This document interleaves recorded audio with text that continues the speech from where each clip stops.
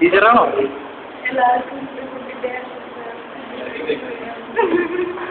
സത്യം പറഞ്ഞു കഴിഞ്ഞാൽ ഇങ്ങനെ കൂടാൻ പറ്റുമെന്ന് ഞാൻ ഒരിക്കലും വിചാരിച്ചല്ലായിരുന്നു. ഈ ഫിനാൻസ് പറഞ്ഞത് കൊണ്ടാണ്.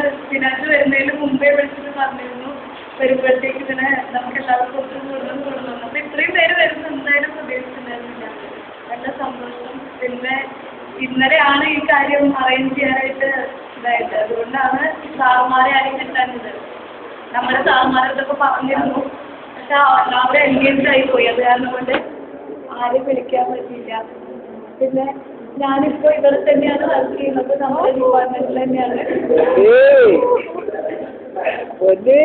ശരി, നമുക്ക് എല്ലാവർക്കും കേക്ക് കട്ടിട്ട് ആഘോഷിക്കാം.